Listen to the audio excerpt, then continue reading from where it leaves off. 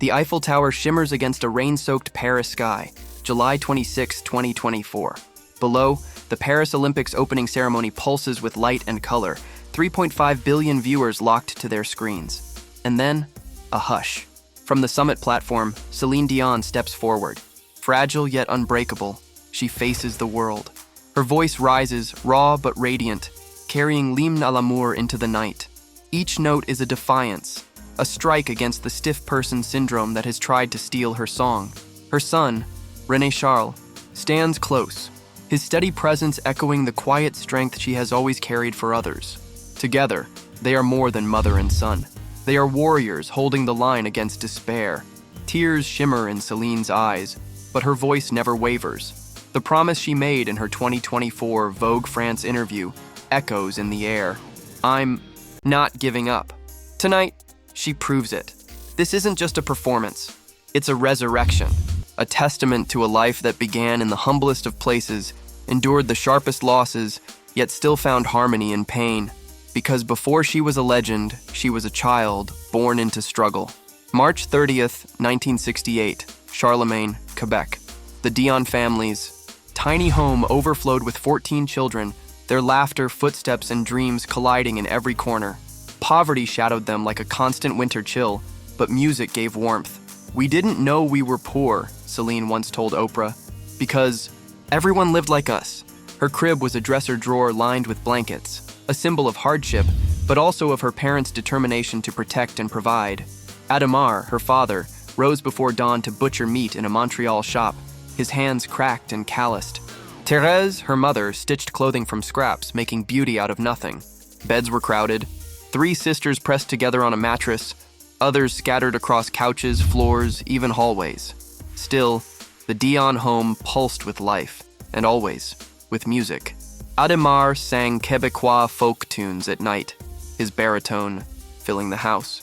Thérèse's violin carried hope through the walls. They named their daughter after Céline, a ballad by Hugues Aufray, as if destiny had whispered it. In that cramped home, a battered turntable spun records of Barbra Streisand, Jeanette Reno, and Edith Piaf, voices of heartbreak and defiance. Celine copied them note for note, learning not just melody, but emotion. In the basement, cluttered, with guitars, a drum kit, and an old upright piano, she found her sanctuary. Amid the chaos, she discovered her own sound. But outside, the world was cruel. At school, her thin frame and awkward smile made her an easy target. "Vampire!" children taunted, their cruelty cutting deep. "I detested school," she later admitted, her classroom years marked by shame and loneliness. Childhood photos reveal the truth, a little girl staring at the floor, wishing to disappear. Home was different.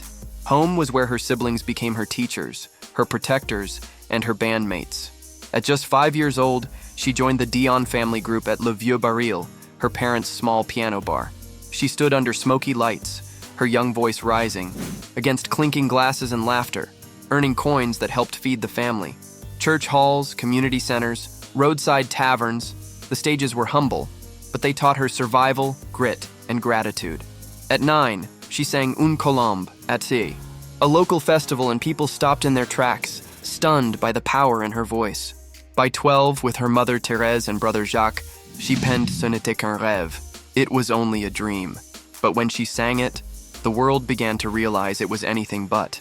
Her very first performance at her brother Michel's wedding when she was just 5 had been a spark. Now it was becoming a fire that would spread far beyond Charlemagne, far beyond Quebec, to stages no one in her family could have imagined. Because even in the face of poverty, ridicule, and illness, some voices are too powerful to be silenced, and Celine Dion's was one of them. June 1980. A small Montreal studio, its walls thin and unremarkable, becomes the place where everything changes. 12-year-old Celine Dion clutches her dream in the form of a demo tape. Her family has emptied. Pockets and pawned comforts. Her mother Thérèse even mortgaging the home to make it possible. For them, it isn't just a recording. It is hope captured on magnetic tape. They send it to René-Charles, the seasoned manager of Quebec's brightest star, Jeanette Reno. Twice divorced, hardened by the brutal music business, René has seen talent come and go. But when he presses play, the world shifts. Some say he wept. Others say he simply froze, stunned by the sound of a voice too large for its frame. "The greatest voice of my life," he would later call it. Skeptics laughed when he mortgaged his own home for $100,000 to bet on this unknown girl. "You're out of your mind," they told him. But René wasn't seeing a child. He was seeing a supernova about to explode. Their first meeting was almost primitive. No microphone, no stage lights, just a girl, a room, and a pencil. René placed it in her hand. "Pretend it's a stadium," he said. Celine lifted it like a microphone, her knuckles tight, and unleashed Ce n'était qu'un rêve with the force of someone who'd waited her whole life for that moment. René swore it felt as if 10,000 people filled the room, though in truth, only her mother, brother Jacques, and a few siblings were there. That performance carved her path into stone. By 13, she was recording French albums, her voice already outgrowing the borders of Quebec. By 15, she shattered barriers, becoming the first Canadian to earn a gold record in France with D'amour ou d'amitié. At 18, she stepped onto a world stage in Tokyo at the Yamaha Song Festival. And in 1988, standing before 600 million viewers. At Eurovision, she won by a single point. From Paris to Zurich, Europe knew her name, but behind the spotlight, a secret pulsed. At 18, Celine's heart betrayed her.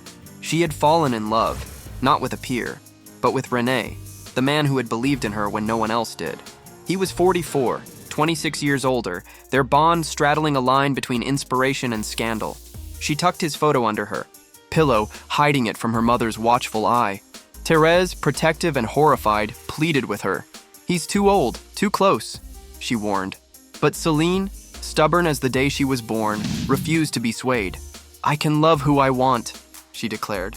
Theirs was a romance that began in whispers, guarded by siblings like Claudette and Linda, until at last, in 1994, they proclaimed it to the world. Their wedding was no secret. It was a coronation. Montreal's Notre Dame Basilica overflowed with 500 guests, roses covering every corner, cameras broadcasting the spectacle to millions. Celine, radiant in a silk gown with a 20-foot train and a tiara heavy with 2,000 Swarovski crystals, wasn't just marrying a man. She was marrying her destiny, and she did so in full view of those who doubted her. But before that moment, she remade herself. At 18, she retreated from the stage for 18 months, capping her teeth, reshaping her look, and learning English word by word in Berlitz classrooms. Mocked as K9 Dion by tabloids, she returned transformed, a young woman ready to conquer. Her 1988 Eurovision victory was her launchpad, and by 1990, with her English debut Unison, she had arrived. Songs like Where Does My Heart Beat Now carried her voice into America. By 1992, her Oscar-winning duet, Beauty and the Beast, sealed her fate. Jay Leno called her career extraordinary before it even began. The Wall Street Journal named her a once-in-a-generation voice. And then came the flood. Falling Into You, 1996, sold 32 million copies. Its anthems like Because You Loved Me, and It's All Coming Back to Me Now echoing across stadiums. My Heart Will Go On, 1997, didn't just sell 18 million copies. It became the soundtrack of a generation, holding Europe's charts for 17 weeks, and in a single month reaching 117 million listeners. With Let's Talk About Love, 1997, and its duets with Barbra Streisand and the Bee Gees, she made history again. 2 albums surpassing 30 million sales each, a feat no woman had ever achieved. Even her holiday album, These Are Special Times, became a classic, earning 12 times platinum in the US and 500 million streams decades later.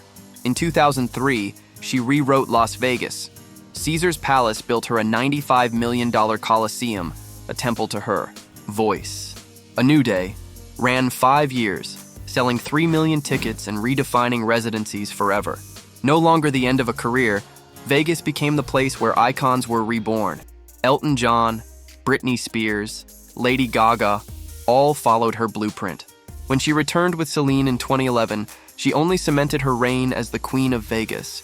But even as her career soared, her personal life was a battlefield of heartbreak and hope. René's throat cancer struck in 1998, a shadow that returned in 2013 with brutal force.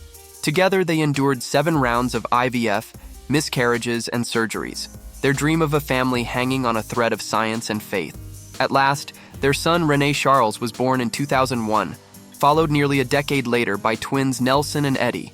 named for Nelson Mandela and producer Eddie Marnay. Every child was a victory won through pain. When cancer returned, Celine didn't hesitate. She canceled tours, surrendered millions, and became his caretaker. Feeding tubes and late-night vigils replaced glittering gowns. "I wanted to give him every ounce of my strength," she told People. On January 14, 2016, in their Las Vegas home, René slipped away. He was 73. Celine kept her promise. She stayed until 2 weeks later she returned to the Coliseum stage, the very place that defined her career. Her voice cracked on All by Myself, the pain too raw to mask, but she stood anyway, because that's what Celine had always done. Around her, siblings and children held her together as she carried the unbearable weight of grief. "He was my everything," she whispered. And still, she sang December 2022. The world gasped as Celine Dion revealed the truth.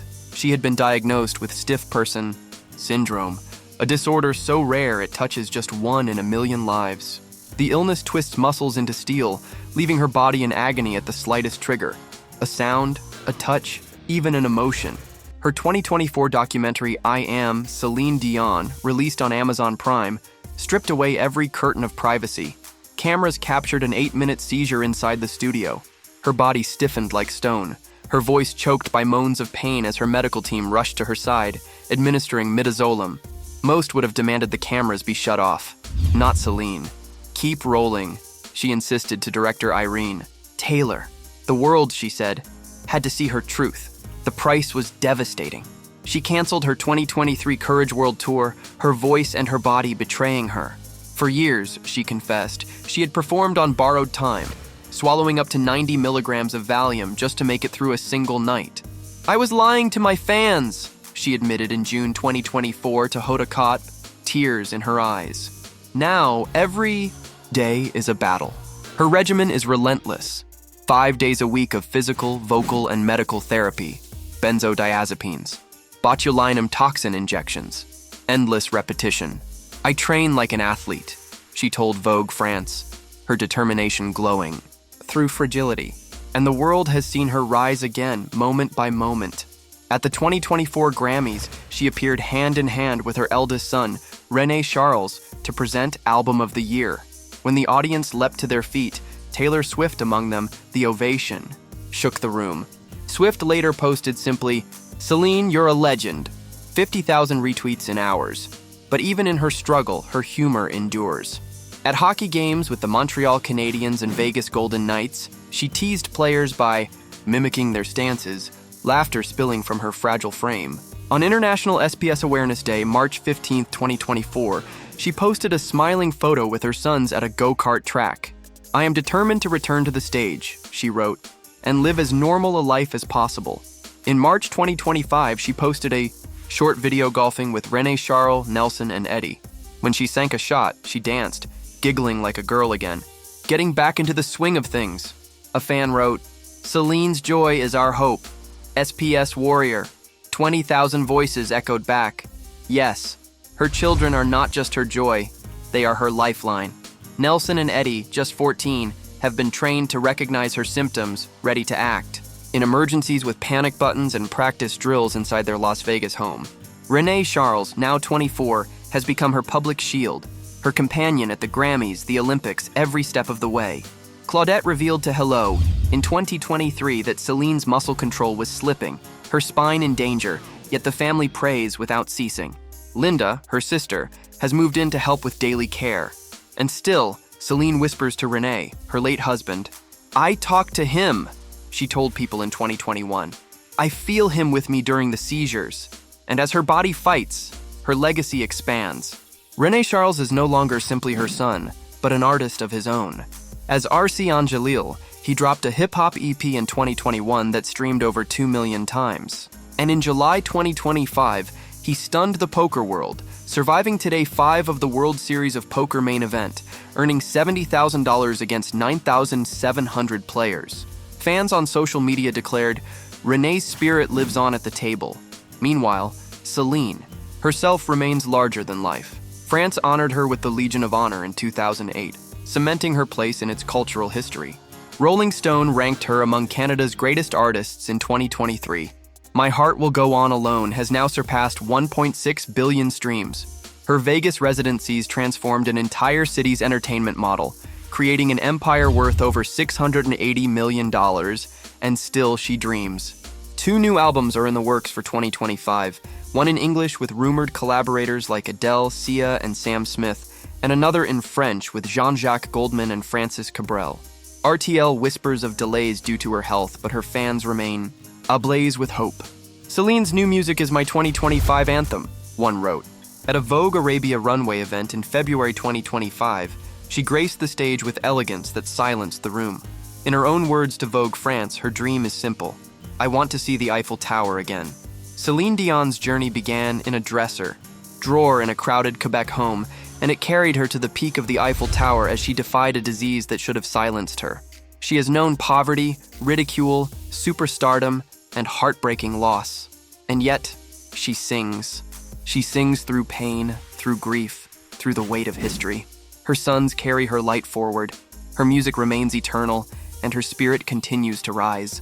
Some voices are too powerful to be stilled, and Celine Dion's is one of them. Share your thoughts in the comments, and don't forget to like and subscribe for more dives into Hollywood's hidden history.